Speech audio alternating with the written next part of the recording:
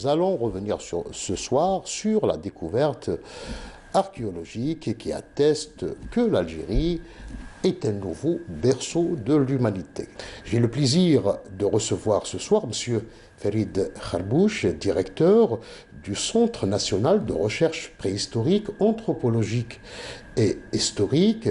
J'ai le plaisir également de recevoir par Skype, à partir des États-Unis, M.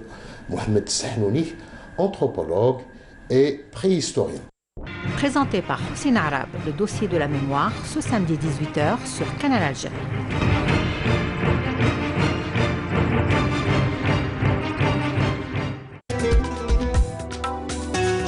Bienvenue à vous dans l'émission Gros Plan.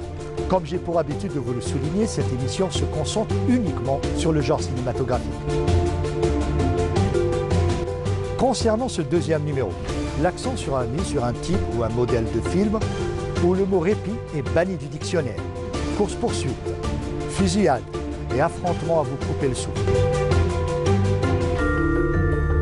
Dans cet univers cinématographique, il s'agit toujours d'un héros, d'une héroïne ou d'un groupe d'individus projetés dans un univers hostile. Mais finalement, après 2 heures de projection, tout finit par rentrer dans l'ordre. Vous l'aurez compris, il s'agit de films d'action. Gros plan sur les films d'action avec Nabil Kitouni, c'est samedi à 19h30 sur Canal Algérie.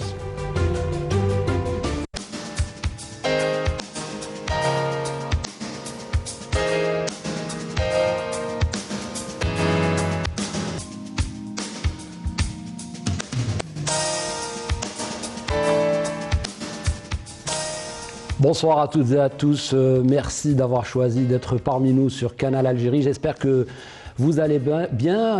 Quant à nous, on est ravis de vous retrouver dans votre soirée Théma sur Canal Algérie. Toute l'équipe vous salue et vous souhaite la bienvenue. Ce vendredi soir, nous avons intitulé notre thématique l'Algérie, terre de paix, de savoir et de tolérance. À travers ce titre, nous voulons aborder les sciences et la culture du vivre ensemble dans les religions. Nous voulons aussi casser cette image fausse véhiculée par certains médias internationaux sur l'islam et sur les pays et les peuples musulmans. Nous vous proposons à cet effet un documentaire exceptionnel sur la vie et le parcours de Chouaib Abou Medien al-Routh al-Andalousi, Sidi Boumediene pour les Algériens. Érudit, un savant du soufisme, il est considéré comme un pôle du soufisme en Algérie et au Maghreb d'une manière générale. Ce documentaire est intitulé Destin d'un berger, il est réalisé par Abdelrahman Benarous. On en découvre un extrait avec vous et on revient juste après.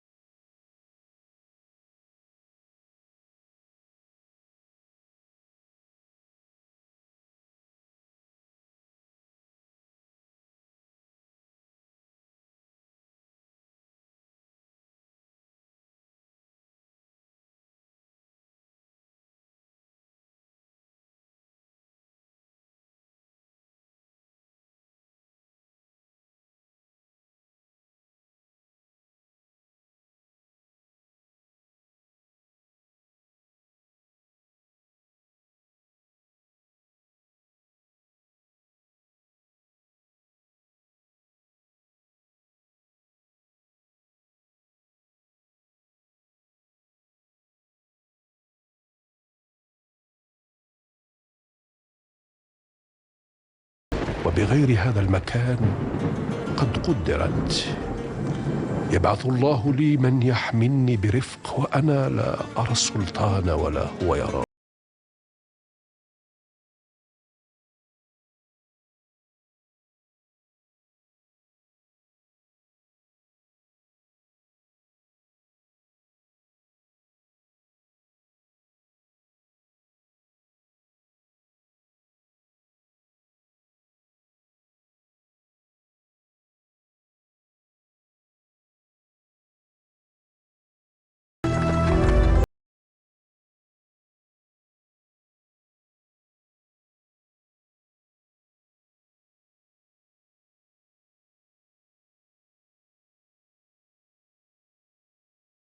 Et bien sûr, vous devez rester avec nous sur Canal Algérie pour découvrir en intégralité ce documentaire intitulé Destin d'un berger, signé par le réalisateur Abdelrahman Benarous et produit par Let Media. D'ailleurs, nous saluons notre ami Yassine Aloui qui nous a bien sûr autorisé la diffusion de ce documentaire, encore une fois utile. Le scénario co-signé par Nora Qassi et bien sûr avec Abdelrahman Benarous. La voix off, il faut le dire aussi, était confiée à Ahmed Hamesh sur un texte de Zahia Benarous, notre ancienne collègue. Et puis le film s'articule autour de 4 tableaux, de 4 épisodes sur la vie de Sidi Boumediene, illustrés par des croquis d'un dessinateur que nous allons bien sûr découvrir dans ce documentaire. On démarrera à la Casbah, on passera par la ville de Béjaïa, on terminera du côté de Msila. Deuxième partie de votre soirée, puisque l'émission vous a habitué à des soirées longues le vendredi soir, des soirées théma, bien sûr avec un autre documentaire qui est un hommage à ces hommes qui ont aimé profondément l'Algérie. Ils sont d'une autre religion, ils sont chrétiens. Ils ont été aux côtés du peuple algérien durant la colonisation, durant la révolution, mais aussi après l'indépendance pour l'édification du pays, mais aussi pendant une période très très difficile, celle de la décennie noire. Le cardinal Etienne Mohamed Duval, c'est son parcours qu'on va regarder dans ce documentaire, encore une fois captivant de Bouabdallah Hassan. C'est un travail très très précieux, là où bien sûr le cardinal nous explique la nécessité du vivre ensemble et surtout du respect dans bien sûr la vie des hommes, et puis aussi respecter les hommes dans leur dignité et leur liberté à l'autodétermination. On va regarder un extrait de ce documentaire et puis on se retrouve juste après pour découvrir l'invité de la semaine. C'était quelque chose qui révoltait toute conscience droite. Nous avons fait ce que nous avons pu pour obtenir des grâces. Je dis nous au pluriel car je n'ai pas été seul à intervenir. Des prêtres sont intervenus, des avocats, d'autres personnes également. Il est arrivé une fois ou l'autre que nous avons obtenu satisfaction. Mais ce fut dans des cas plutôt rares. Le dernier dimanche de décembre de 1956, 3 bombes ont explosé dans des églises d'Alger. J'en ai été averti immédiatement dans la soirée par téléphone. J'ai été évidemment profondément affecté. Le lendemain matin, à mon arrivée à l'archevêché, j'ai interrogé le concierge de la maison. Il m'a dit « ce ne sont pas les Algériens qui ont fait cela ». Moi, j'ai souvenance que c'est venu au moment où se répandait l'idée que la cause de la France était la cause du christianisme. Et oui, un documentaire, on va retrouver bien sûr Père Scotto, Monseigneur Tessier et puis d'autres intervenants comme Pierre Chollet, Mahfoud Qaddash et des témoins qui vont tout simplement nous donner une leçon de vie sur le vivre ensemble et bien sûr l'entente entre les hommes et cette bien sûr priorité et primauté donnée à la paix et à la tolérance et à la dignité des hommes et à la liberté des peuples. Ce soir, j'ai le privilège, j'allais dire, et puis le bonheur et le plaisir d'accueillir sur le plateau de Ciné Thématique, pour la première fois d'ailleurs, Monsieur Kamel Cheket. Vous êtes bien évidemment membre de l'association des oulémas des pays du Sahel, c'est ça La Ligue des oulémas des pays du Sahel. Des pays du Sahel, et puis pas que, puisque avant de commencer cette émission, j'allais presque vous donner un titre, et j'aime bien, il faut dire que c'est vrai un petit peu, parce que vous êtes quelqu'un, vous êtes l'ambassadeur de l'islam modéré, vous êtes l'ambassadeur de l'islam de la paix, de l'entente, et avant peut-être de vous donner la parole, j'ai envie aussi de rendre hommage à 2 personnes très très chères, qui vous ont parfois insufflé des choses, inspiré des choses, mais aussi avec lesquels vous avez partagé des moments incroyables. Je pense au défunt M. Mohamed Ben Bradouane, et puis notre ami et collègue Issa Migari. Que représentent ces 2 personnages et ces 2 personnalités, ces 2 hommes qui ont marqué le paysage algérien. Alors pour Dr Mohamed Bardouane, il faut...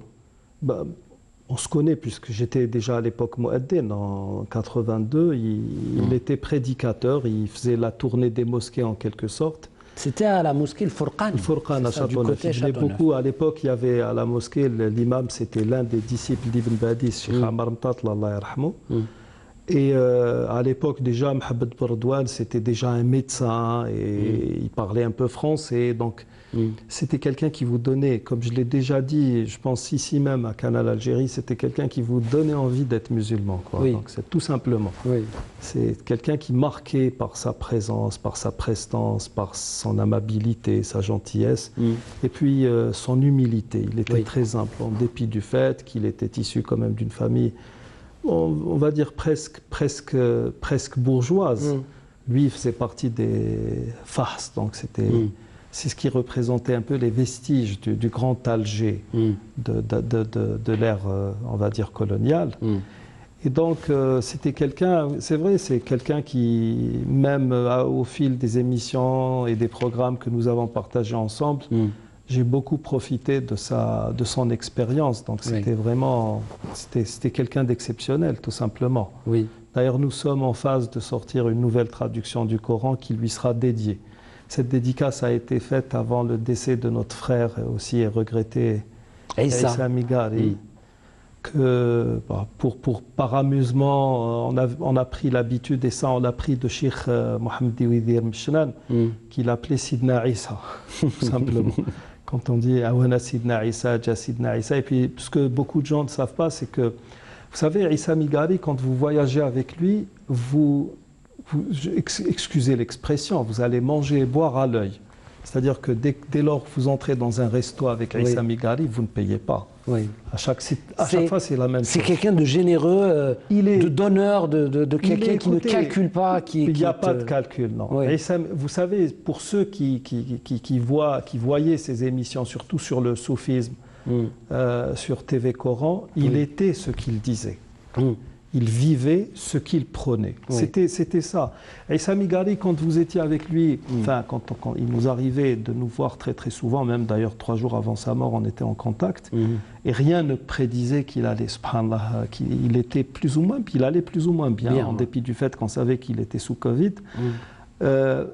Quand vous êtes avec lui dans la rue, par exemple, s'il a soif, et qu'il ait envie d'acheter une bouteille d'eau, il vous envoie à sa place. Parce que les commerçants ne prennent pas d'argent de Issa Migari. C'est incroyable.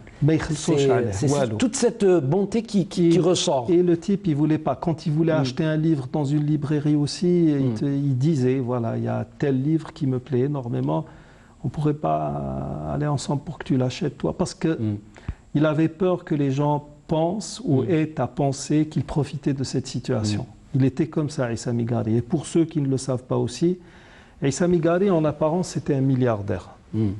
Mais en fait, non. C'était quelqu'un qui travaillait doublement pour pouvoir assurer à sa petite famille, à ses enfants, une vie décente. Il a toujours doublé d'efforts, décuplé d'efforts pour pouvoir subvenir non seulement aux besoins de sa famille, mais aussi pour supporter surtout les charges des loyers, parce qu'il voulait pratiquement quelque chose de bien pour ses enfants. Donc, il a... Malheureusement, je le dis, parce que soit je le dis maintenant, soit je ne le dirai jamais, il était dans une institution qui n'a pas su lui donner le mérite qui lui était sa vraie valeur. Pas du tout, pas du tout. Et en dépit de cela, c'était quelqu'un d'engagé, de quelqu'un. En arabe, on dit kan yahmel ham ad-da'wa, c'est-à-dire qu'il était vraiment. Et c'est. Là, vous me tendez la perche et vous me mettez complètement dans la thématique de cette émission et vous nous introduisez dans ce qu'on est en train d'entreprendre dans Ciné Thématique. Parce que Abdelrahman Ben Arouz, qui est le réalisateur de ce documentaire et que je découvre par hasard que c'était votre ami, que vous avez passé quelques années d'enfance ensemble.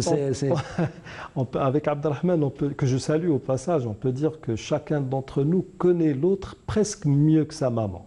C'est pour vous dire. C'est quelque chose d'incroyable parce que je vous téléphone, je vous dis, j'ai envie de passer un documentaire de Abdelrahman Ben Arouz, vous me dites, écoutez, c'est un ami, c'est quelqu'un avec lequel j'ai partagé des moments et des contacts.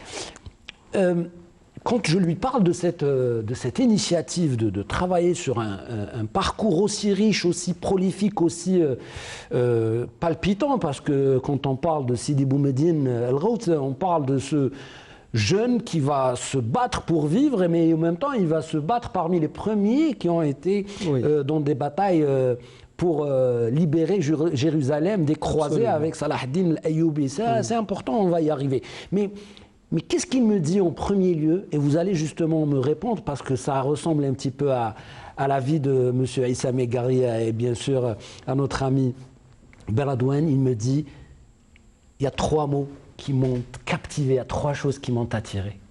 L'islam, la foi et la philanthropie. Ce sont les points cardinaux qui m'ont attiré vers le soufisme, vers le côté le plus spirituel de la religion. Absolument. Absolument. Vous savez, je discutais une fois, j'ai eu l'honneur de faire la traduction d'un livre très très important que chacun devrait lire, parce qu'il fait partie de l'histoire d'un pôle civilisationnel de l'Algérie qui est Zouawa, c'est-à-dire Béjaïa et sa périphérie, qui a été écrit par professeur Belalam, que j'ai eu donc le plaisir de traduire. Et à la fin, en annexe, il y avait une conférence qui a été donnée pendant la période de Tlemcen, capitale de la culture islamique, et qui portait justement sur les échanges entre Tlemcen et Béjaïa, et qui parlait entre autres de Sidi Boumediene. Bon, alors je voudrais juste vous dire que nous sommes en train de parler de Sidi Boumediene, tout comme nous aurions pu parler de Sidi Abdelrahman.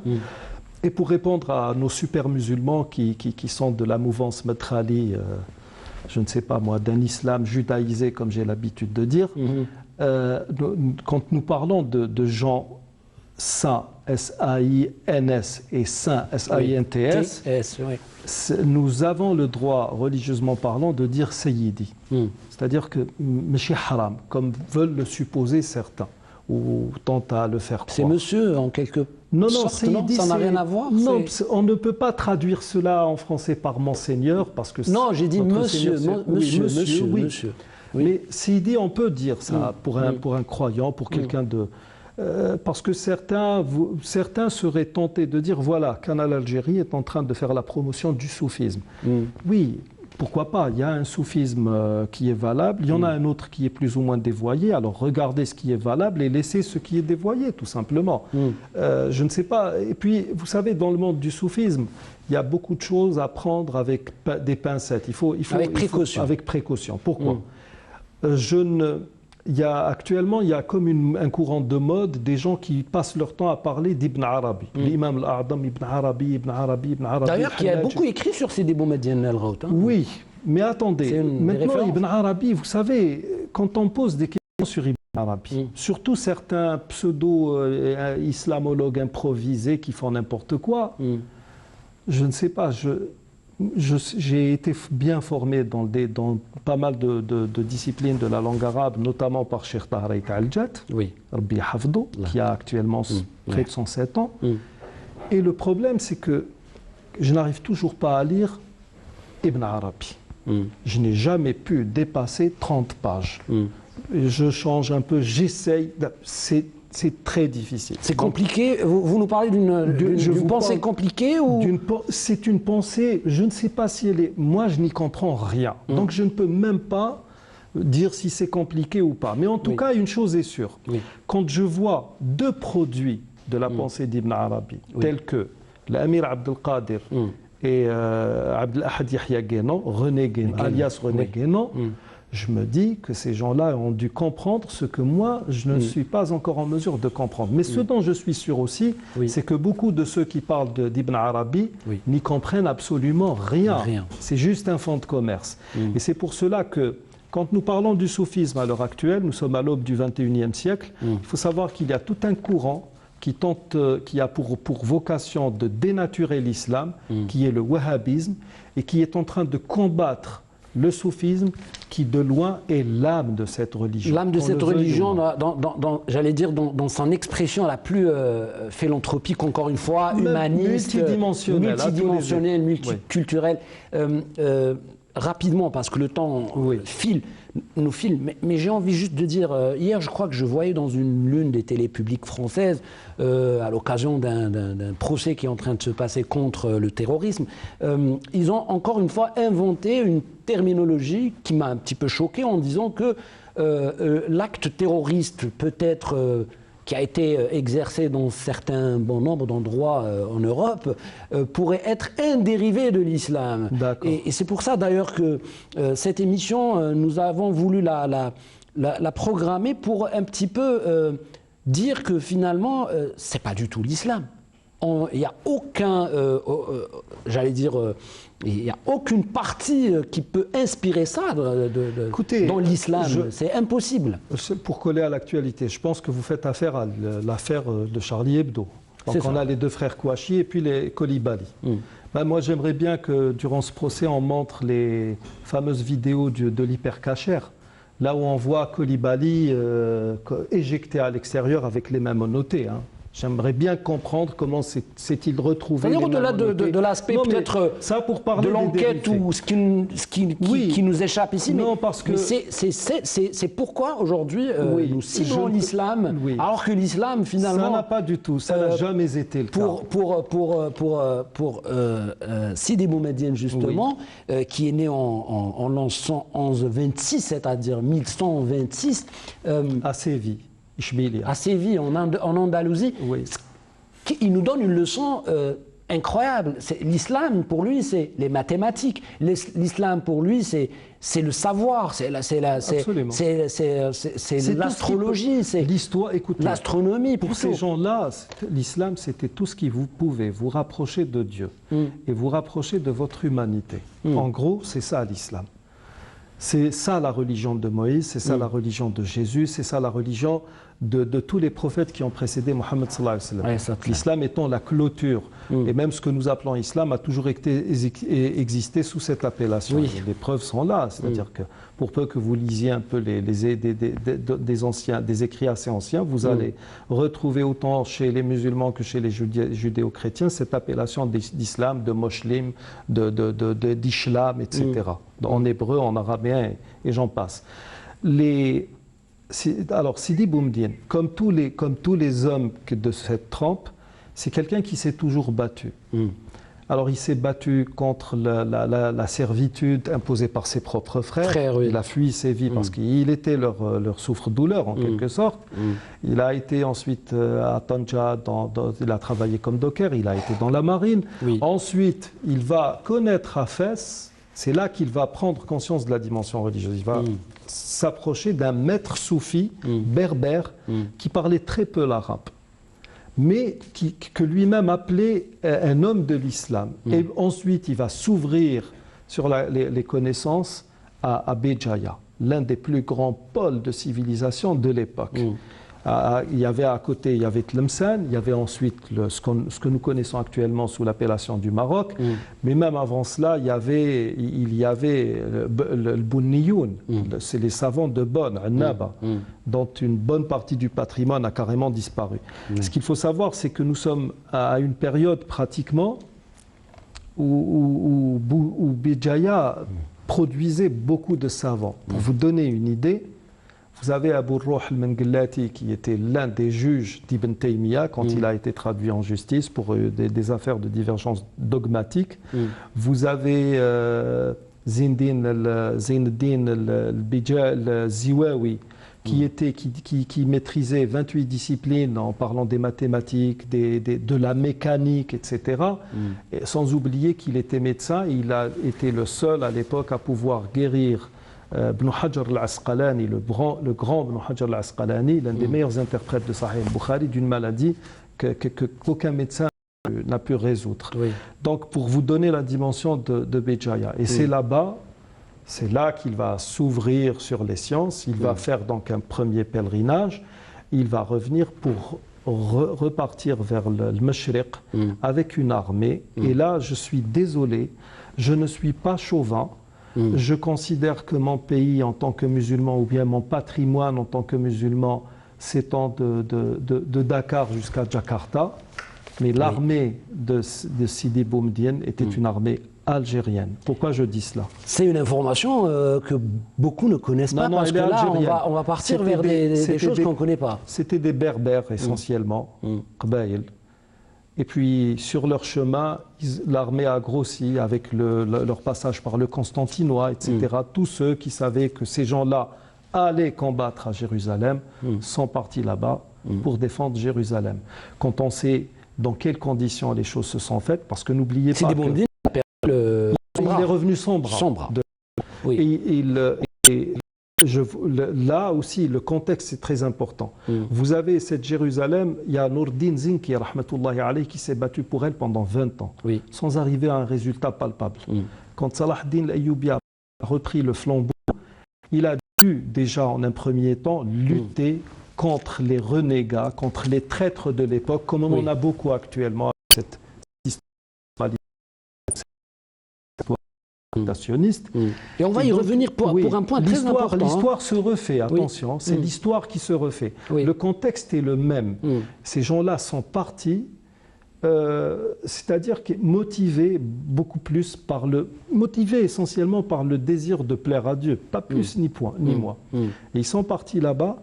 Puis ce qui est bien au-delà de tout cela, c'est cette vision, cette ouverture, cette projection sur l'avenir. Le monsieur, il va revenir, en laissant là-bas, il aurait pu, lui et son armée, devenir riche, revenir avec des richesses. Non. Les avoirs ont été utilisés pour acheter une multitude de biens, des terres, des lieux réservés au savoir. C'était des lieux qui devaient servir essentiellement à des étudiants qui allaient là-bas pour acquérir le savoir et aux pèlerins en cas de problème. Pour les héberger, pour leur permettre d'accéder au savoir, c'est bien. Mais vous nous dites, et ça je ne le savais pas, d'ailleurs j'ai dû lire pour comprendre cet aspect-là, que le mur ouest, c'est-à-dire le mur des lamentations, est un waqf algérien. Oui, Ha'it al-Buraq. Qu'est-ce qui prouve, certains prétendent que c'est marocain. Non, pas du tout. Oui, vous savez, le chef, le guide suprême des Tidjanes est mort au Maroc. On veut dire maintenant que la Tidjaniya, c'est une branche marocaine. Je ne sais pas, moi, Sahib al-Ajroumi, Ibn Ajroum, était bel et bien algérien. Vous lisez Sanhaji. Ibn Mu'ti al-Jazairi, qui est le premier Algérien, le premier Kabyle, berbère, à avoir formé, composé un recueil de grammaire arabe et de conjugaison des mots, parce qu'on a sarf al-asma ou sarf al-af'al dans sa fameuse Alfiya, c'est le premier à avoir composé un écrit en 1000 vers dans un domaine, on appelle ça ulum al-ala. Par la suite, il y a eu bien sûr, maintenant ce que nous lisons le plus, c'est Alfiyat ibn Malik qui a enseigné Alfiyat ibn Mu'ti pendant 1000 ans. Et le jour où il a commencé à former la sienne, il a dit en parlant de sa urjuza. Il paraît qu'il a vu Ibn Mu'ti dans un rêve lui disant Ya ibn Malik, un vivant peut vaincre 1000 morts. Alors, tu es en train de dire cela. Et c'est là qu'il a dit donc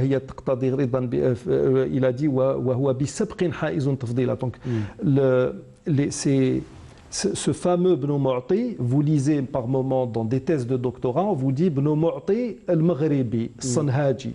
Soyons sérieux, il était bougiote. Vous voyez. Donc pourquoi je dis une armée algérienne?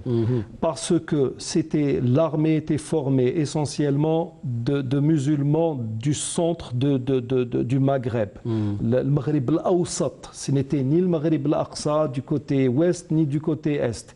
D'un autre côté, n'oubliez pas que De Gaulle a tout fait pour récupérer ses habous parce qu'il savait qu'ils étaient algériens. Il a tout fait. Et c'est en partie sous l'impulsion française, parce qu'il y avait on venait de sortir de la guerre mondiale. Il y avait des négociations avec les Anglais autour les Britanniques sous l'égide de la Société des Nations. Comme les Français avaient des vues là-dessus. Et qu'il y a eu depuis... alors, le mur des lamentations, pour ceux qui ne le savent pas, qu'on appelait avant Ha'it al-Buraq, les lamentations font partie, en quelque sorte, des procédés religieux juifs. C'est une sorte de liturgie. On se rencontre dans un endroit et on se lamente sur le passé, la destruction du temple, etc. Oui. Et ce mur n'a été pris pour cible qu'à partir de 1916. Parce que même avant 1948, oui. Théodore Herzl, quand bien même il voulait un foyer national juif, oui. le National Jewish Home, il voulait le Mozambique, il voulait une partie d'Amérique du Sud, donc ça n'a jamais été la Palestine. La Palestine, c'est vraiment avec le messianisme qu'on a dit, ah oui, il vaut mieux aller là-bas. Donc, il y a eu des tensions parce que les Juifs venaient là-bas, faisaient leur petit cirque, comme ils le font habituellement, et puis il y a eu une cour de justice britannique qui, on ne peut que supposer et penser que sous influence française, a penché justement pour les musulmans, disant que le mur appartenait aux musulmans, l'esplanade des mosquées appartenait aux musulmans, le fond, etc. Oui. Et tout pourquoi? Parce que c'était des biens algériens. Et la cité des Maghrébins aussi, oui, y compris Haïl Maghariba. C'est très très bien ce que vous nous dites, parce qu'on va découvrir une grosse partie de ce que vous nous avez apporté, bien sûr, dans le documentaire. J'ai juste envie de citer que l'attachement de l'Algérie à la question de la décolonisation est très profonde et elle vient de très très loin, même justement de ces tréfonds de l'histoire, c'est-à-dire de Sidi Boumediene El-Rout qui... Et vous savez que jusqu'à présent, oui. à Gaza par exemple et à Jérusalem, vous avez de vieilles familles algériennes oui. qui parlent kabyle. Et c'est pour ça qu'il y a le chleu. Oui. Pas le tifiner. C'est ce que je voulais dire. Oui. C'est pour ça qu'il y a l'impression qu'il y a cet attachement très très profond. Et puis c'est Mohamed El-Assemi qui était le grand mufti d'Alger dès 1948, le 15 mai plus précisément, va être bien sûr très choqué par ce colonialisme, encore une fois, de cette entité sioniste qui veut à tout prix opprimer le peuple palestinien. Et c'est ainsi qu'en octobre 1948, il s'est rendu à Paris pour faire part au Quai d'Orsay le mécontentement des musulmans algériens. Ah oui. Et ça, c'est très très important de le dire. Je crois qu'on est arrivé à la fin déjà de la première partie, parce qu'il va falloir laisser nos téléspectateurs découvrir ce film de notre ami Abdelrahman Benarous. Je sais qu'il y a beaucoup de choses à dire. On va essayer de compacter encore sur la deuxième partie de notre émission. En tout cas, dans ce documentaire, il y a Jamal Allem, à qui on rend hommage, parce que Jamal Allem interprète un rôle. Et cette image qui est magnifique, que je partage avec vous, c'est un jeune qui va quitter... qui veut prendre une barque et quitter l'Algérie, comme on dit, le terme j'aime pas beaucoup, haraga, c'est-à-dire partir, risquer sa vie pour arriver peut-être à un Eldorado imaginaire. Et il dit à Jamal Allem, dans une barque aussi de pêcheurs, il dit, dans cette ville, Béjaïa, là où nous retrouvons, c'était la ville de Ibn Khaldoun, et c'était la ville de Sidi Boumediene El-Rout, et c'était la ville de toutes les universités, c'est la ville du savoir. La ville de Fibonacci. C'est là qu'il a reçu. Donc c'était une manière un petit peu de lui dire, voilà, c'est ici que ça se passe, et c'est ici finalement l'Eldorado du savoir, et c'est ici l'Eldorado de la connaissance. Je vous laisse avec ce documentaire qui fait une heure avec des comédiens extraordinaires, un récit extraordinaire. On va voyager dans le temps, on va être dans le 11e siècle, c'est ça, le 10e, 11e siècle 12e siècle. 12e siècle, et on revient juste après pour parler aussi du dialogue interreligieux et de la tolérance et du vivre ensemble en Algérie. À tout à l'heure. Merci beaucoup.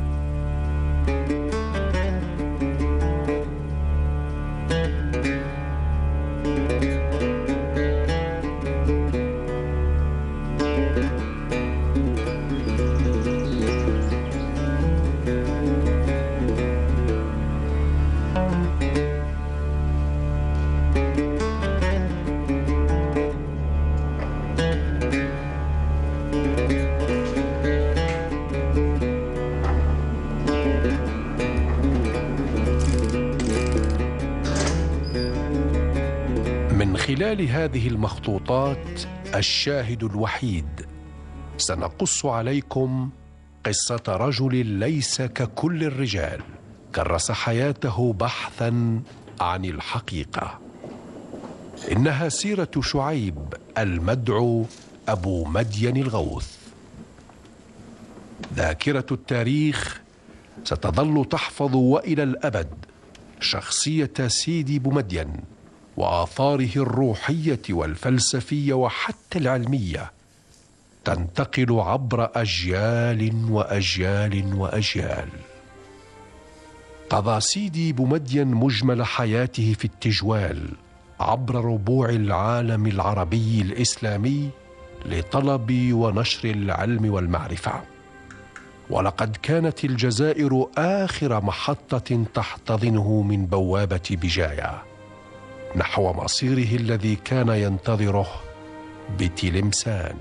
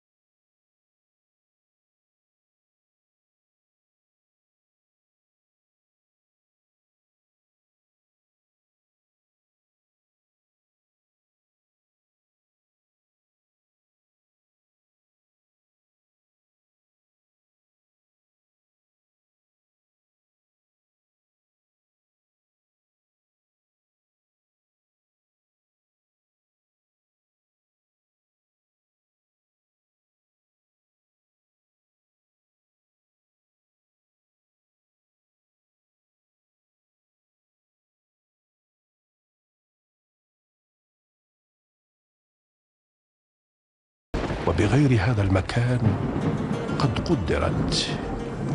يبعث الله لي من يحملني برفق وأنا لا أرى السلطان ولا هو يرى.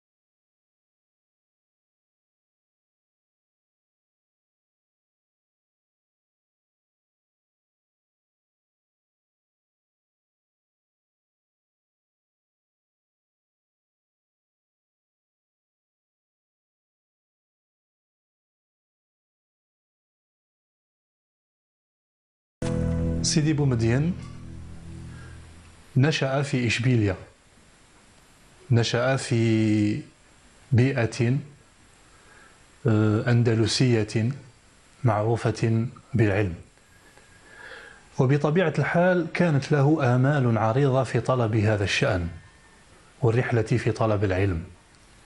وكان لإخوته نظرة أخرى، يعني ما خلاوهش يطلب العلم إبقاء على ما كان يقوم به وهو مهمة رعي الغنم. كنت يتيما فجعلني إخوتي راعيا لمواشيهم، فإذا رأيت من يصلي ومن يقرأ أعجبني ودنوت منه، وأجد في نفسي غما لأني لا أحفظ شيئا من القرآن ولا أعرف كيف أصلي.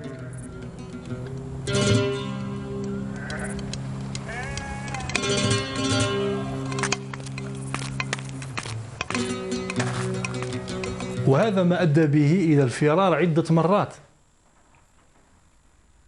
وكان في كل مرة يلقون القبض عليه.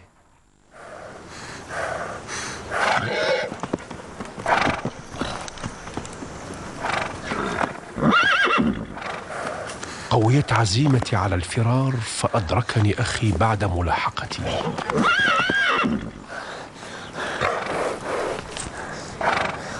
فسل سيفه علي ليضربني، فانكسر سيفه على عصاي. فلما رأى هذا قال لي: اذهب حيث شئت، اذهب.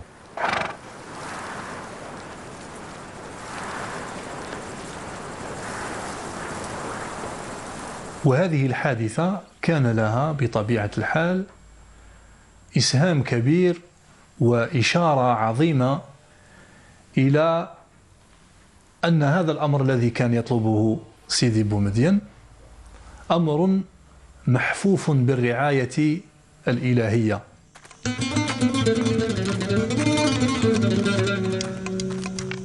لقد كان الطريق طويلا وشاقا، والوصول باتجاه البحر تطلب منه السير 3 أيام، حتى نال منه التعب واشتد به الجوع.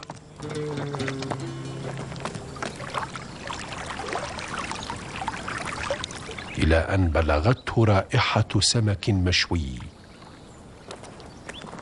لقد وجد نفسه أمام شيخ عجوز في ثياب بالية، وبعد أن أخبره عن حاله دعاه العجوز في ضيافته لبيته.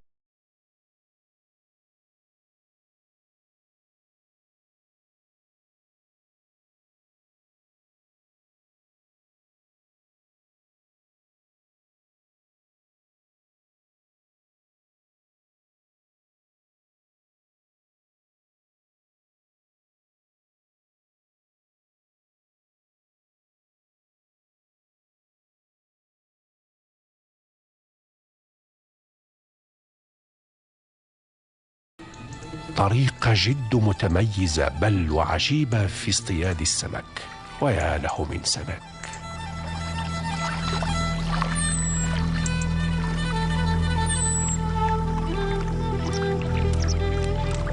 وبعد أيام تفطن الشيخ إلى رغبة شعيب في طلب العلم، فنصحه حينئذ بالذهاب إلى الحاضرة، لأن الله كما قال له: لا يعبد إلا بالعلم.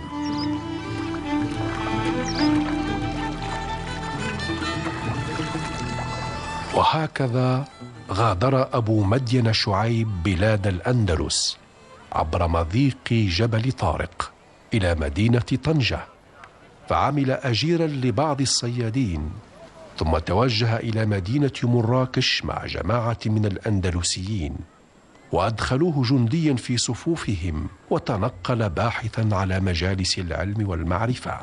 فقيل له: إن أردت أن تتفرغ لدينك فعليك بمدينة فاس. نزل سيدي بومدين بفاس، وكانت حاضرة علم ومنارة لطلاب العلم، وتتلمذ على كثير من علمائها، وكان من أمثالهم الشيخ ابن حرزهم والشيخ أبي يعزى. وتذكر المؤلفات أو التواريخ التي سجلت هذا المرور وهذه الإقامة بفاس أنه طلب كتاب جامع الترمذي وتعلمه وتلقاه بالسند الصحيح، كما طلب مؤلفات الحارث المحاسبي وكتاب إحياء علوم الدين للغزالي وأمثال هذه المصنفات التي صقلت شخصية أبي مدين.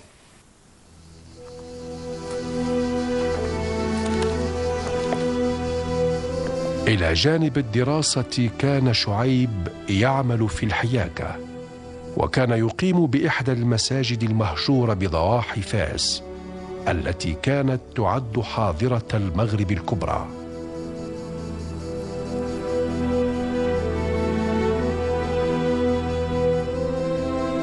وكان يولي اهتماما خاصا بعالم الحيوانات والطبيعة التي أخذت مكانة خاصة في أولى قصائده.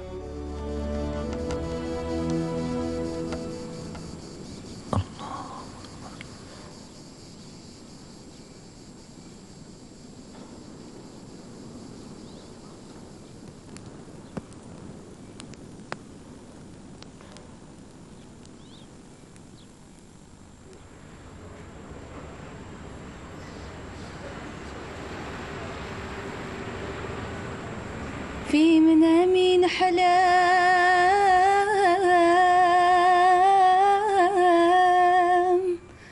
وانا ينوم وانا ينوم في قصور القصبة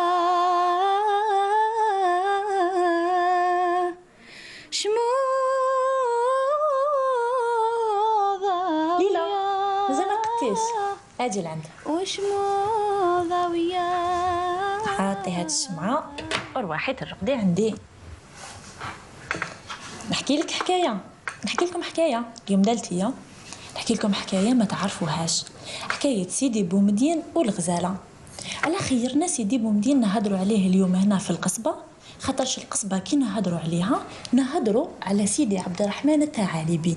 وسيدي عبد الرحمن المقام تاعو هنايا في القصبة، قرا عند اللي قرا عند سيدي بومدين في وقته. احكي على الغزالة. سيدي بومدين في زمانه كان سيد العارفين، وكان كل ما يتعلم تفسير آية ولا حديث يخرج الخلا. في روابي فاس الجميلة كان يهيم واش عطاه ربي من علم معرفة ومن فكر في ذاك الزمان، وكانت في كل مرة تجيليه غزالة، كانت دايما هاد الغزالة تساميه وتقعد قدامه. سيدي بومدين والف هاد الغزالة والغزالة والفاتو.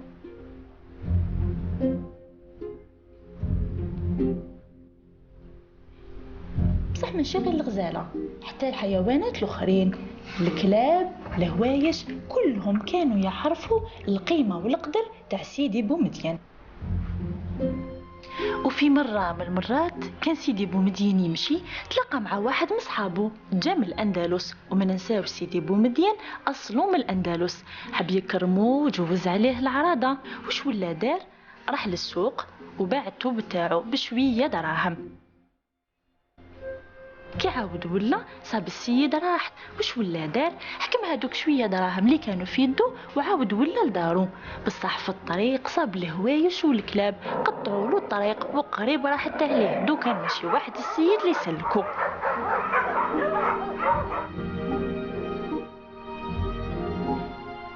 وصل سيدنا بومدين لدارو، ومداري يصيب الغزاله والهوايش دايما يسناوه.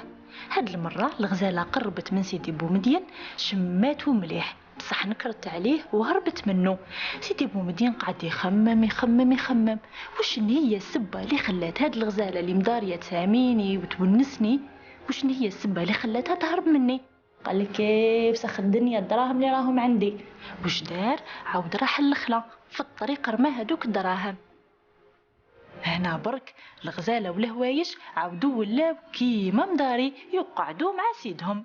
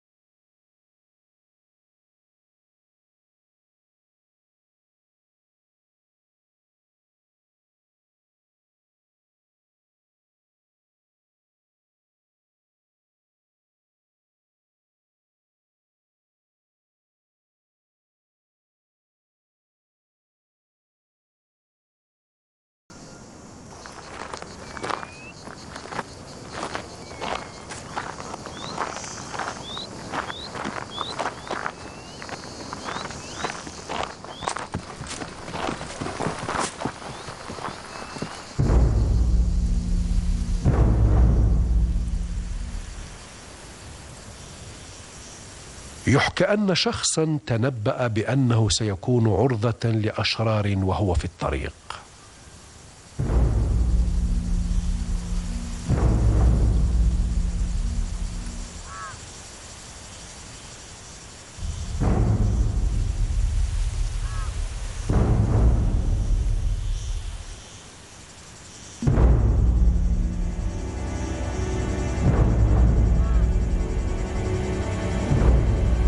لكن سيدي بومدين واجه العنف بالحكمة، وأكد عليهم انتهاج سلوك صحيح. وكتب لاثنين منهم العودة إلى الطريق المستقيم، لكن ثالثهم كانت نهايته مع الأسف جد حزينة.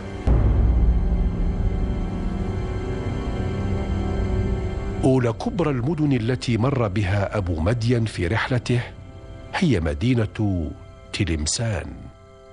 تلمسان التي كانت في أواسط القرن الثاني عشر مدينة مزدهرة ومهدا للتجارة والعلوم، ولكنها كانت تعيش اضطرابات خطيرة تكمن في إقصاء آخر المرابطين من المدينة من طرف حكامها الموحدين.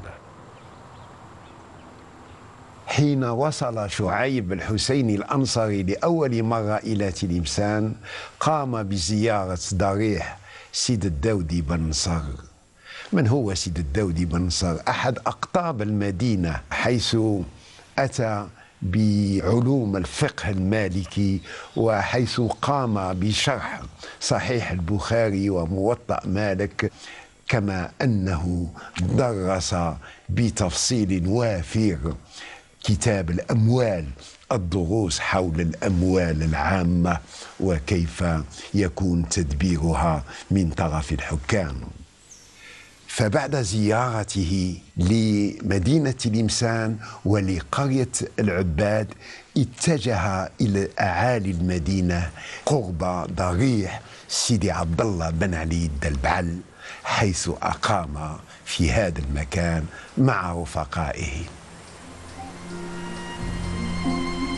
بهذا المكان بدأ شعيب يلقي دروسه لأول مرة بين رفقائه، والتحق بهم طلبة وتلاميذ من قرية العباد ومن تلمسان، وهكذا انتشر خبره وأقبل عليه العديد من الطلبة يستمعون ويستفيدون من دروسه.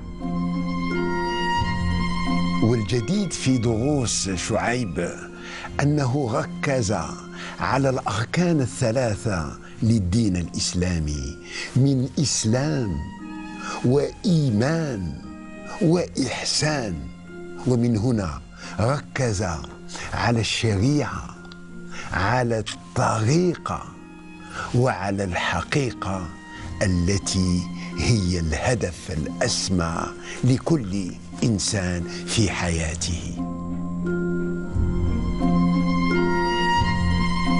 بعد قضائه فترة من الزمن بتلمسان مع رفقائه، قرر سيدي شعيب أن يتابع طريقه لأداء فريضة الحج بالبقاع المقدسة.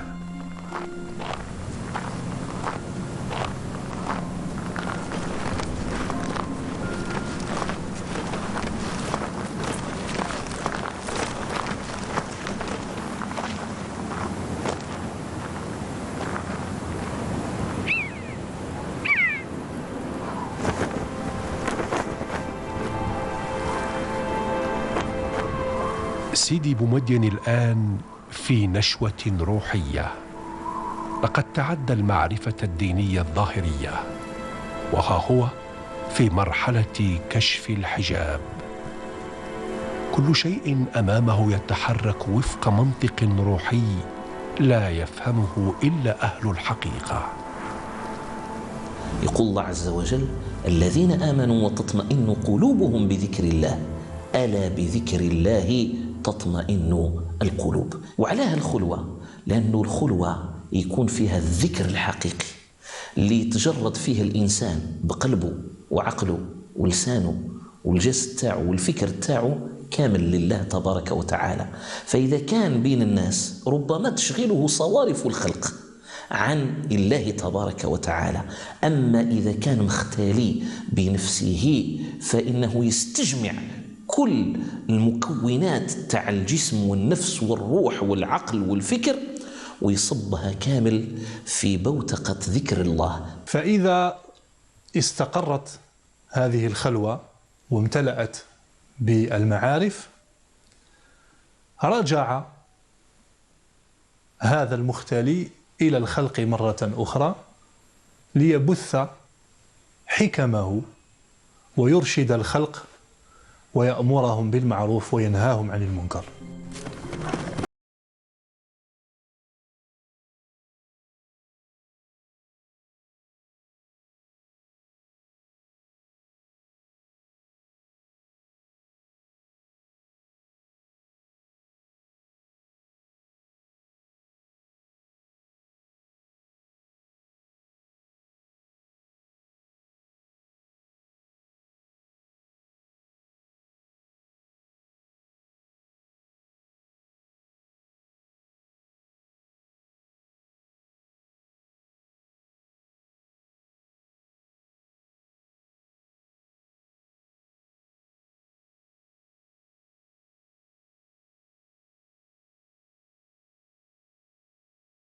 الصحفي الإدريسي وصف بجاية بأنها مدينة المغرب الأوسط وعين بلاد بني حماد، بها القوافل تحط الرحال والأمتعة وأهلها كرام شجعان. بجاية كانت أيضا حاضرة علمية تتلاقح فيها الأفكار، ويقال بأنها احتضنت في القرن الثاني عشر أكثر من 1000 عالم. سيدي بومدين جاز من بجاية أول خطرة لما راح لرحلة الحج. طبعا كامل الناس اللي يروحوا ينويوا الحج كان عرف معروف عند الناس في ذاك الزمان ولقرون من بعد أنهم يفوتوا على بجاية. سيدي بومدين جاز على بجاية وبقى فيها أيام وتخالط مع علمائها وشاف الجو اللي كان يسود في ذاك الوقت، يعني مدينة بجاية. وبالنسبة للعلوم اللي كانت مشهورة بها في ذلك الزمن كان الرياضيات وعلم الفلك وعلم التصوف وتفسير القرآن وعلوم القراءات وعلم الحديث، بما معنى أنه بجاية في ذاك الزمان كانت مكتفية بنفسها، ما يحتاج أي عالم يجيها ولا طالب علم أنه يخرج عنها ويروح يتلمذ في حاضرة واحدة أخرى.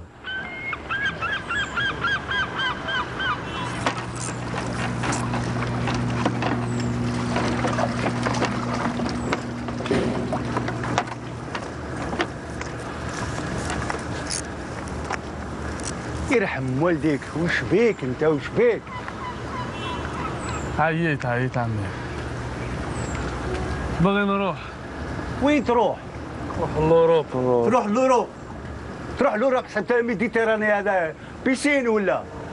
تروح تموت روح يا اخي، قوم يا اخي. الغربة الغربة الغربة الغربة. عندك خبر؟ بكري كانوا هما اللي يجيو لعندنا، يجيو لهنا لبجاية، بلاد الشرفاء، بلاد العلماء، وانت تحب تروح للغربة. فكرت واحد الحكايه على سيدي بومدين، قربوا نحكي لكم. هيا انت ريح. كان يا ما كان كما يقولوا بكري الشيخ ديالنا سيدي بومدين 20 سنه في عمره، وبلوندي هكذا الشعر طويل الله يبارك، والجيب بلو يعني بوغوس كما يقولوا. كان يحوس هكذا مع شط البحر ويفلسف. ولحقوا القرصان نصارى، حكموه بريزوني هكذاك، يعني اسكلاف.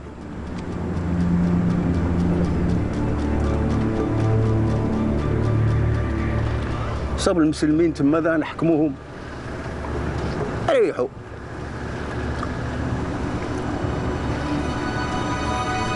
وكان واحد الريح شرقي جاي من برا مسترا، لي فوالا دوك ما حبوش يبوجوا، قعدوا هاك استعجبوا كيفاش الريح كي هذا وما ندموش. تعرف بكري غير لافوار اللي عنده.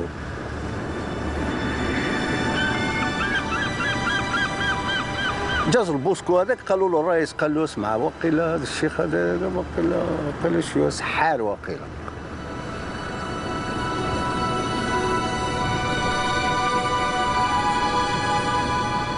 قالوا لازم تحبطوا. قالوا كيفاش نحبطوا؟ قالوا حبطوا وشوفوا بالك هذا هو اللي يسحر البابور. راحوا عند سيدي بومدين قالوا له هيا روح الله يسهل. قال لهم ما نحبطش. قالوا له علاش؟ قال لهم نحبط بصح كاع كيما كانوا هنا يحبطوا معايا. شافوا عايا سرحوا لهم كاع، حبطوا من البابور تقونفلاو لي فوال وراح البابور.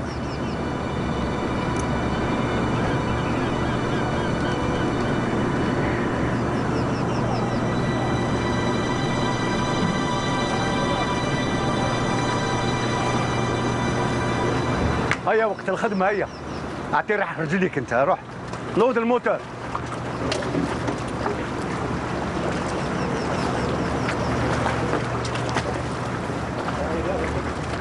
بعد توقف ببجاية دام بضعة أشهر، واصل سيدي بومدين طريقه نحو مكة المكرمة، وفي كل محطة نزل بها وعبر كل مدينة عربية توسعت معارف الرجل، وذلك رغم مشقة وصعوبة الطريق. وفي نهاية المطاف ووصولا إلى مكة المكرمة كان لشعيب لقاؤه الحاسم، لقاؤه مع شخصية بارزة غيرت مجرى حياته. وكان من قدر الله أن هيأ للشيخ بمدين لقاء مع القطب عبد القادر الجيلاني في عرفات. وهذا اللقاء من اللقاءات النادرة واللقاءات التاريخية التي سجلها التاريخ بحروف من نور. في ذلك الوقت كان الشيخ عبد القادر الجيلاني من مشاهير العلماء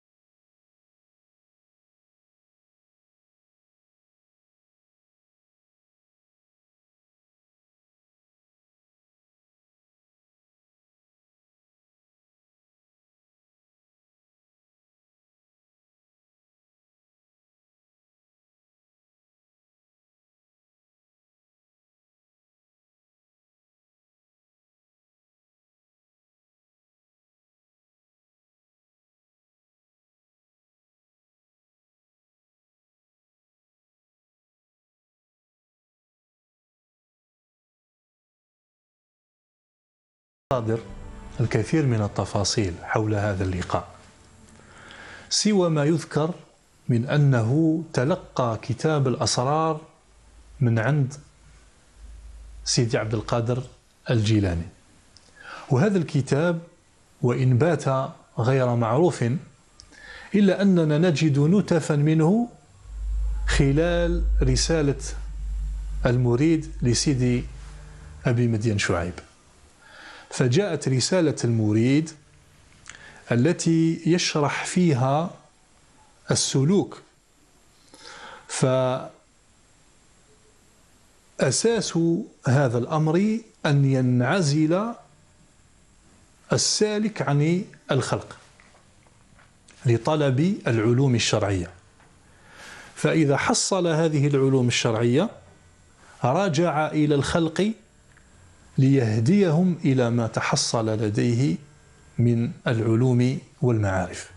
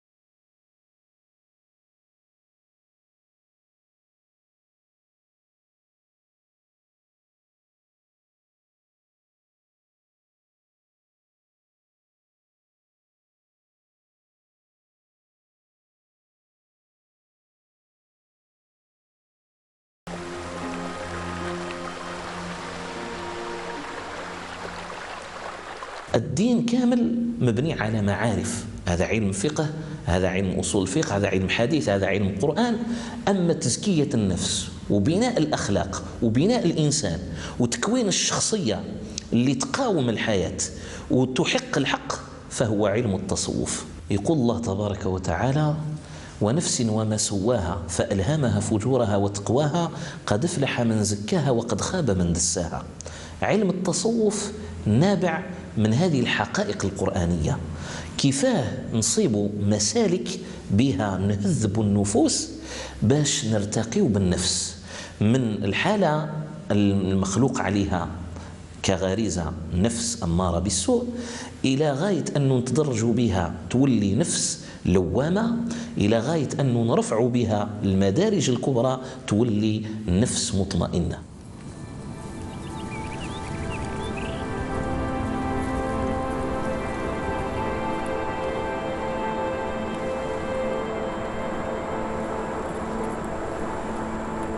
بعد لقائه مع القطب عبد القادر الجيلاني قرر أبو مدين نشر العلم والمعرفة التي تلقاها طوال هذه السنين، فقرر العودة إلى بجاية التي بقيت راسخة في قلبه. متى يا عريب الحي عيني تراكم وأسمع من تلك الديار نداكم، ويجعلني الدهر الذي حال بيننا ويحظى بكم قلبي وعيني تراكم. أمر على الأبواب من غير حاجة لعلي أراكم أو أرى من يراكم. أرواح يا محمد، أرواح وليدي قبلني، أرواح. هاك فكرتني اليوم ساعات وتجيب لي حوايج تهزني هكذا، على بالك القصيد هذا تاع منين جبته؟ قريته في المدرسة. من المدرسة على بالك لمن؟ ما على باليش. هذا تاع الشيخ بومدين التلمساني الغوث رحمه الله، إمام وفقيه وعالم جليل، وانتع رحلات ما خلى حتى بلاصة في الجزائر، وألف كتب وتلمذوا عليه أجيال وأجيال، وأئمة من وراه صالحين، من أمثالهم ابن العربي محي الدين اللي ألف 400 كتاب معروفة في الخارج أكثر من الداخل. قربي الحاجة قربي، هاتي الحسين وروحي هاتي. فكرتني بغا نحكي لكم واحد القصة. في عشية من العشيات كي صلى شيخنا الإمام الكبير محي الدين بن العربي صلاة المغرب، قعد في المسجد يذكر في خالقه ويتأمل في الله سبحانه عز وجل. عقب في خاطره شيخه سيدي بومدين، يا ولاد الظهر انه اشتاق ليه وحاب يشوف عينيه ويرفد من جبينه روح الإيمان، الفقه والكلام. خواطر الصالحين يا ولادي تظهر في الحين.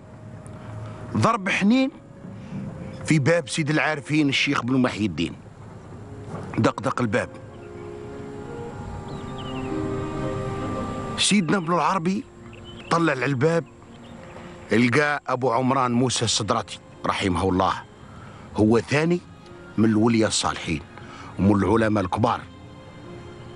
قاعد يسأل فيه تايه دايس بصوت رزين، يا أبو عمران منين جيت؟ قال له جيت من بجاية من دار سيدي بومدين. ابن العربي دهش، قاعد حاير، اشتاق للمعلم نتاعو سيدي بومدين، باه يزيد يعرف عليه أخبار وأخبار. قال له وقتها شفته؟ رد عليه أبو عمران وقال له في حديث فيه الأشجان والكلمات. قال له صليت معاه، هذا وين صلاة المغرب؟ دار لي وقال لي خواطر بن عربي جاتني في العشية وراه يخمم في فلان وفلان من شبيلية، روح ليه وبلغ له سلامي في ذيك الدنيا. سيدنا ابن العربي انظر في عينين ابن عمران وقال له والله هذاك اللي كان في النية. رد عليه ابو عمران التحية وقال له راه يقول لك سيدي بومدين التلمساني روحي شافتك وشفتها ورايحة تتلاقى عند ربها، هني خاطرك وفي قلبك اكتمها.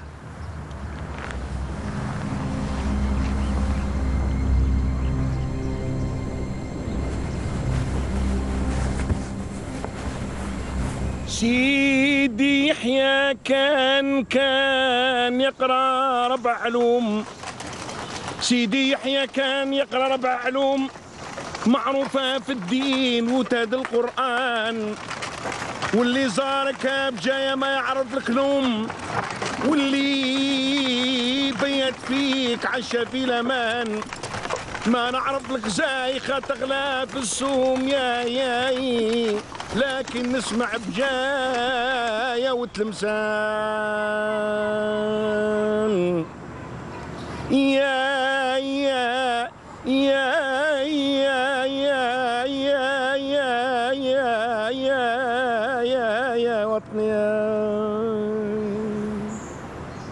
كي جا سيدي بومدين وحط الرحالة هنا في بجاية، سيدي يحيى أبو زكريا القطب الكبير اللي كان معروف في ذلك الزمن وكانوا الناس يقدروه، هو اللي فتح له داره وفتح له الحلقة تاعو باش يدرس معاه بسابق المعرفة ربما اللي كانت بيناتهم لما جاء جايز في رحلته للحج. سيدي بومدين تاخذ لروحه واحد الخلوة كانت في وسط المدينة مطلع على البحر، كانت في وسط المدينة، الشيء اللي يدل أنه ما اعتزلش الناس، بما معنى أنه الخلوة تاعو يمروا عليها الناس وكانوا ياخذوا من العلم تاعو ويجيوا له للدار.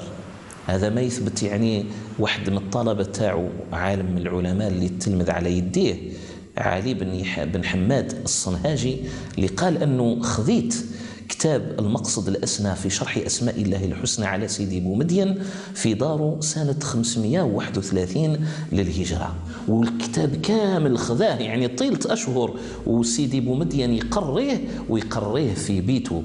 طبعا ما كانش وحده، إلى جانب الطلبة اللي كانوا يجيوا يتلموا يعني في بيت سيدي بومدين.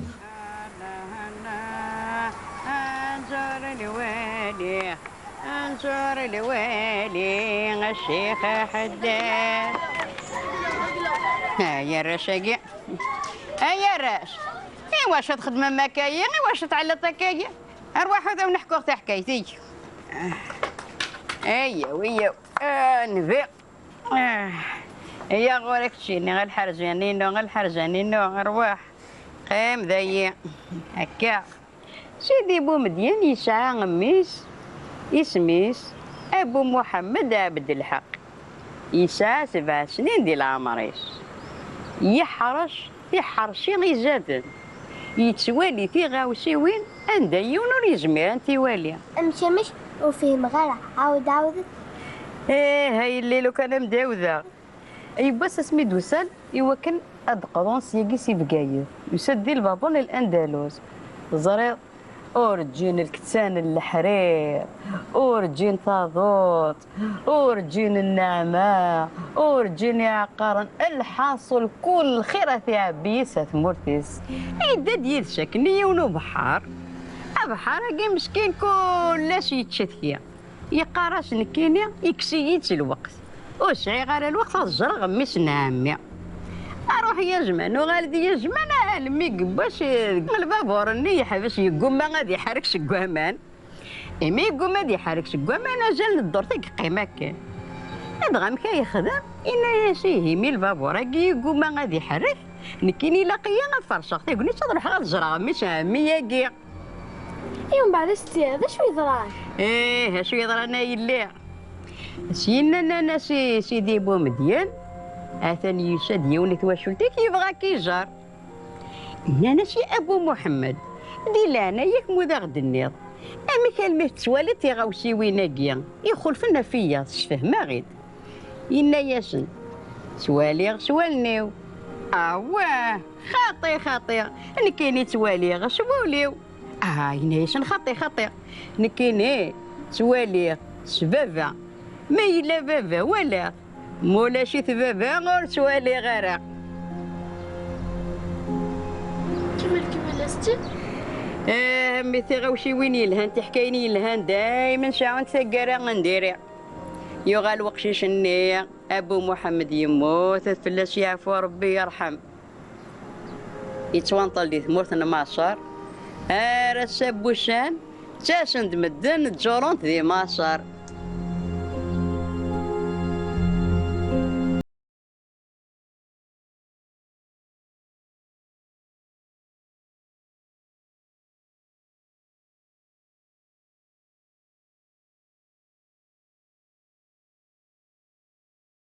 قبل ما يتوفى سيدي بومدين وين كان في عمره تقريبا 75 عام اشترك سيدي بومدين في معركة حطين تاريخية اللي كانت سنة 584 للهجرة المصادفة لشهر جويلية من عام 1187 للميلاد.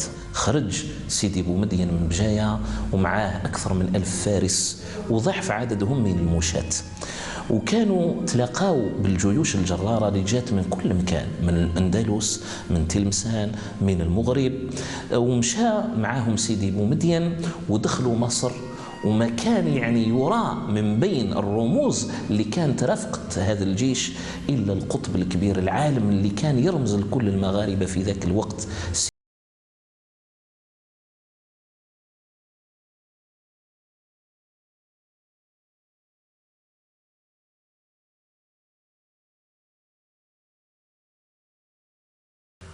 ورواية أخرى تقول باللي وصل به الأمر أنه فقد الذراع تاعو ودفنت في بيت المقدس. هذا اللي يرويه الأفضل ابن صلاح الدين الأيوبي.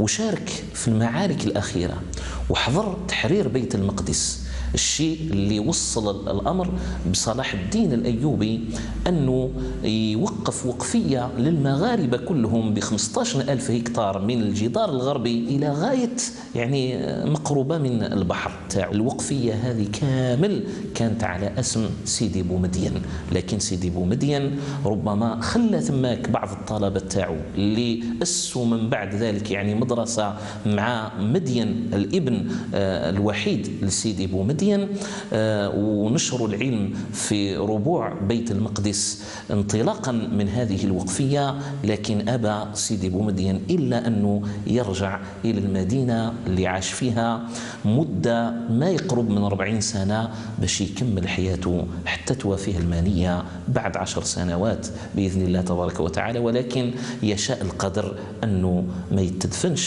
في المدينة اللي خذات عقله وخذات قلبه.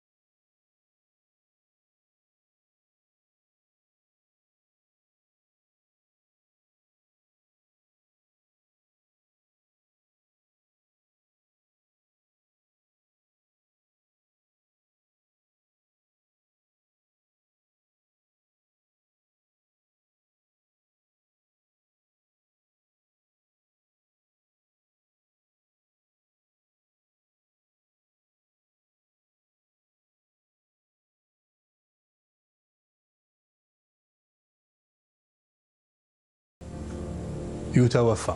يعني كلمة وتسمية القطب هذه ما يسميوها إلا لعالم موسوعي يجمع أكثر ربما من 5-6 علوم، وكان ثاني يسموه صاحب الكرامات والخوارق. لكن الكرامة في علم التصوف هي الحقائق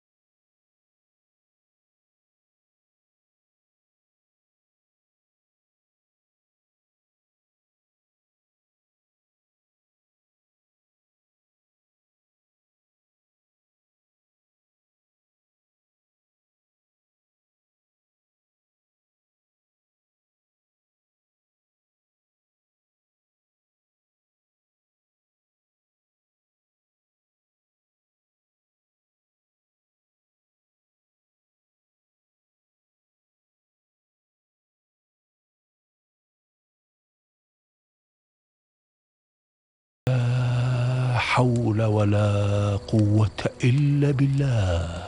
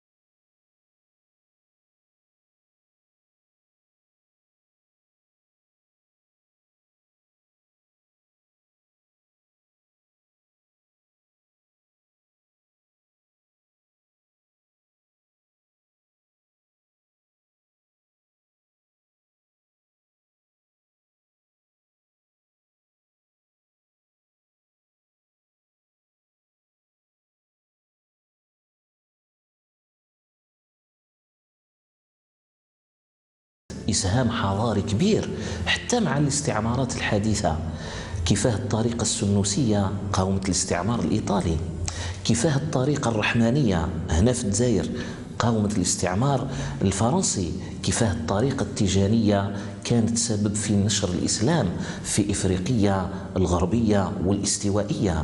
هذا الإرث كله أثر من أثرة حسنات وثمرات جهاد هذا الرجل الكبير اللي وظف حياته كلها للعلم وللذكر وللتصوف ولبناء الرجال. استغفر الله مجري الفلك في الظلم على عباب من التيار ملتطم. استغفر الله غفر الذنوب لمن بالانكسار أتى بالذل والندم.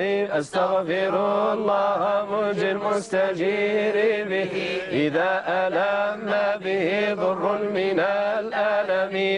استغفر الله من سمعي ومن بصري ومن ضميري ومن فكري ومن كلامي. استغفر الله من نطقي ومن خلقي وشين شأني ومن شكلي ومن شيمي. وشين شأني ومن شكلي ومن شيمي. الله أكبر الله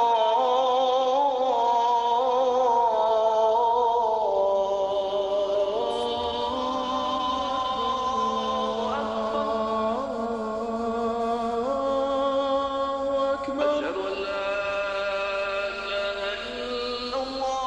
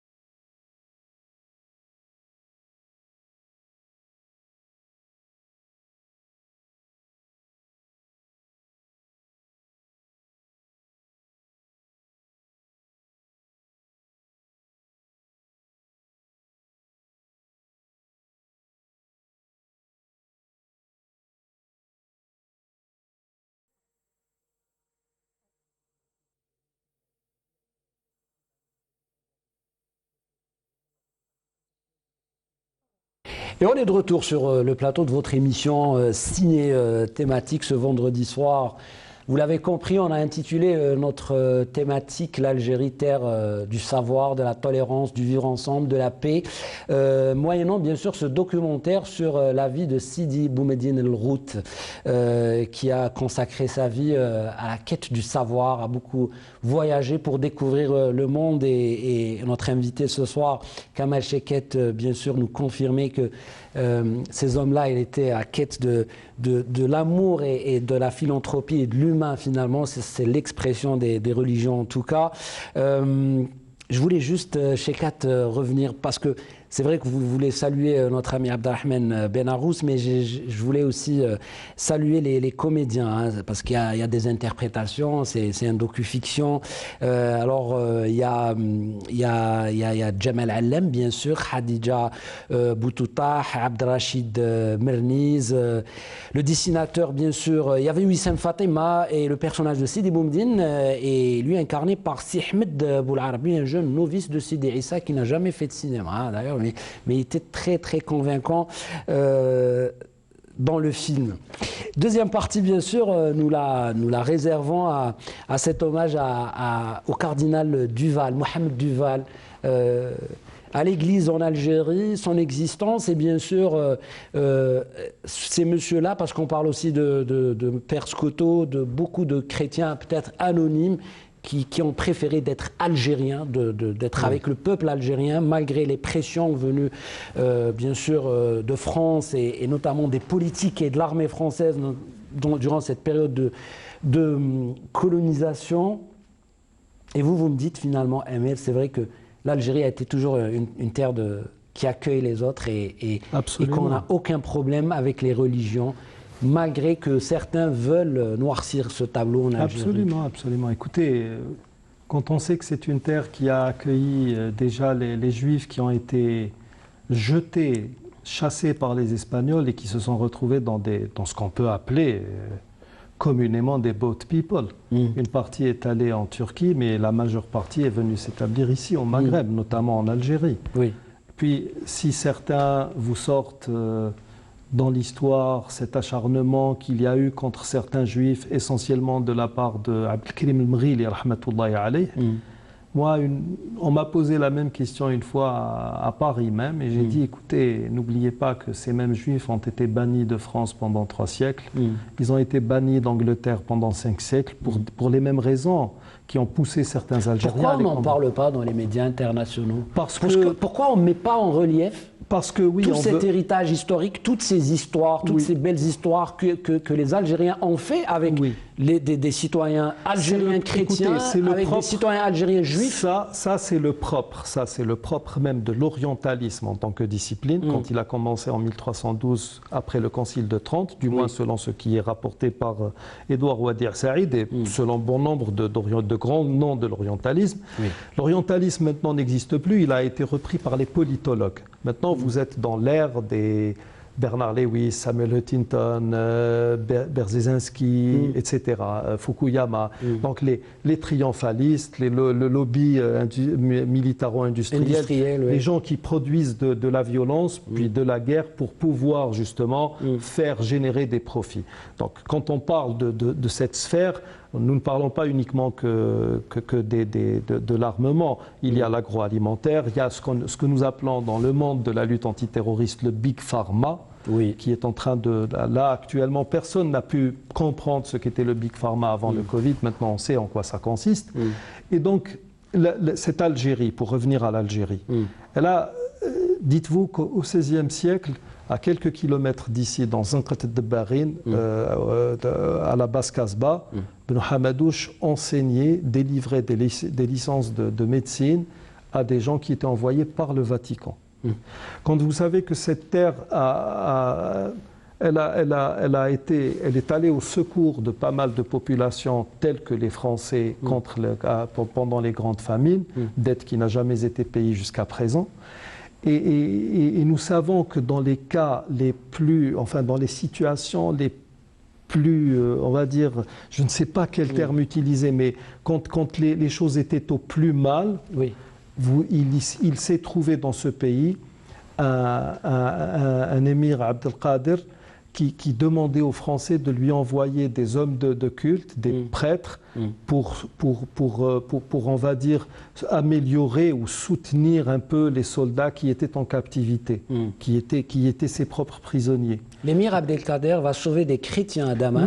Oui. Et quand on lui demande pourquoi, à l'époque, il dit que ce sont les enseignements de l'islam et de Mohammed alayhi salatu wa Parce que salam. là, et c'est un petit peu là les premiers pas de l'humanité vers ce qu'on appelle après le DIH, c'est-à-dire le droit international humanitaire. C'était l'une des premières expressions de ce droit-là qui est venu de l'Algérie. Vous savez, lors d'une oraison qui a été donnée pendant cette crise, il a rappelé le hadith du prophète sallallahu alayhi wa sallam, disant Man aada dimiyan fa ana khasimuhu yawm al-qiyamah ou kama qal.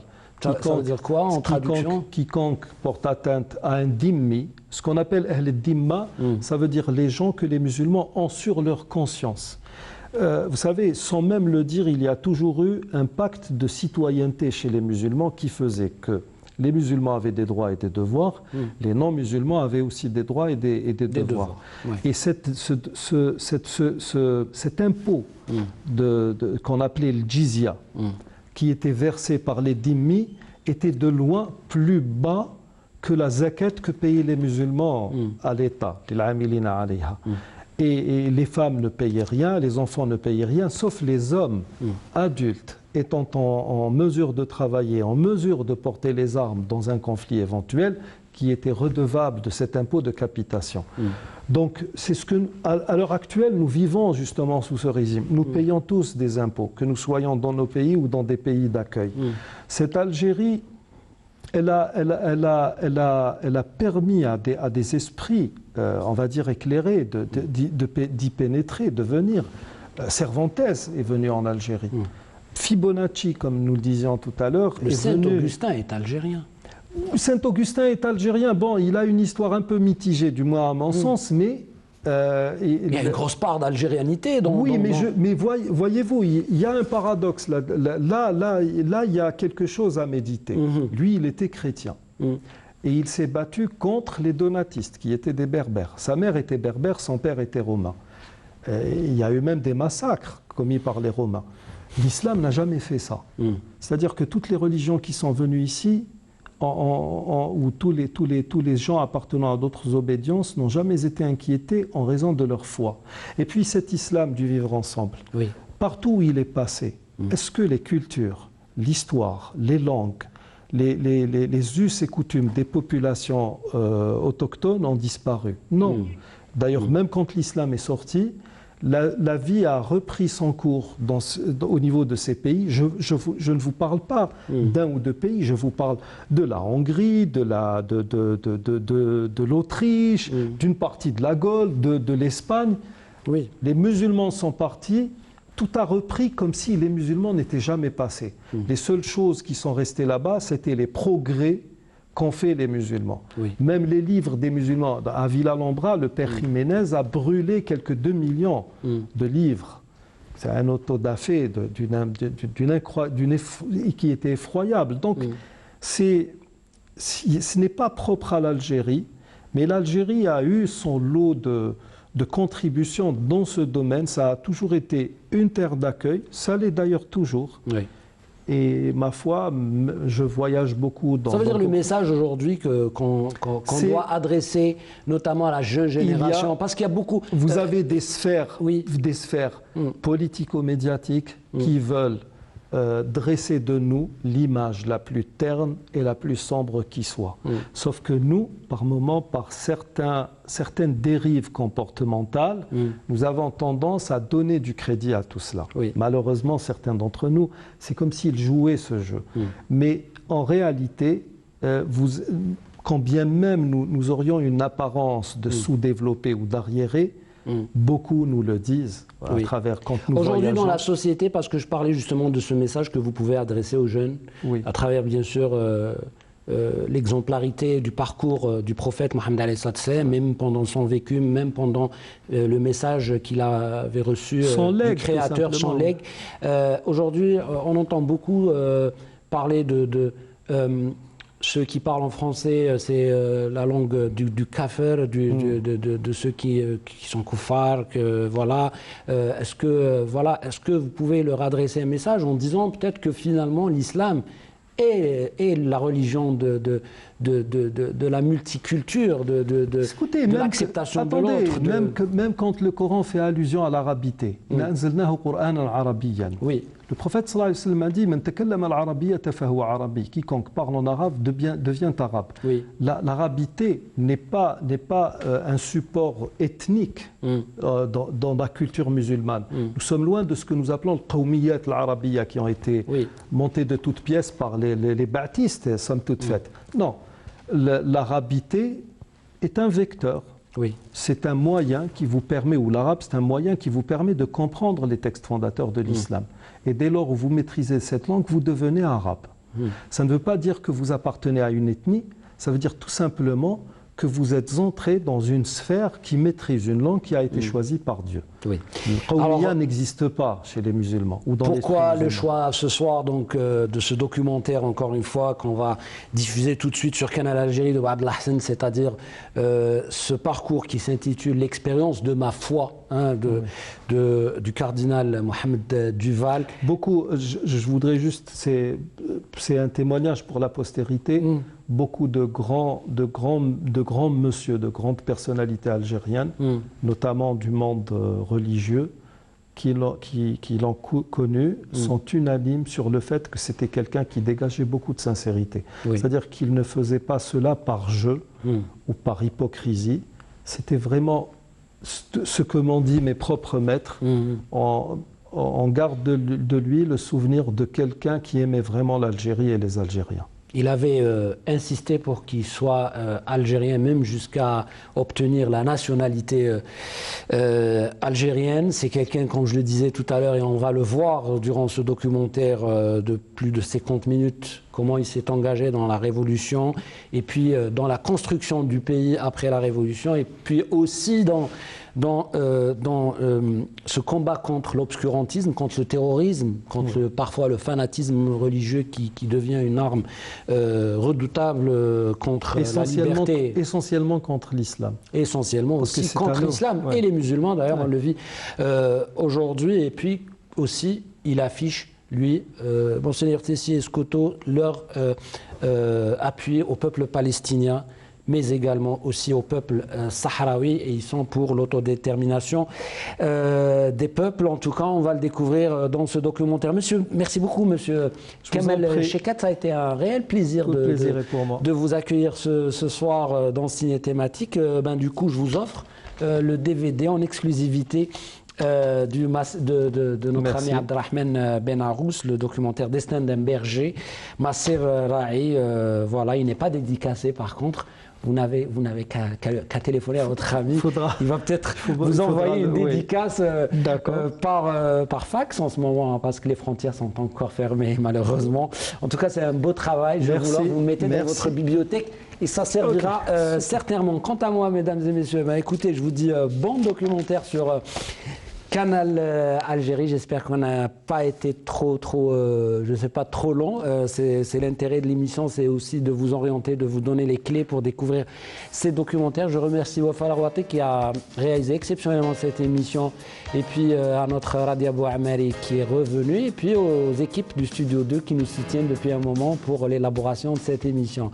Gardez les gestes barrières encore pour endiguer le coronavirus à jamais. Moi, je vous dis à la semaine prochaine. Ciao, bye bye. Au revoir.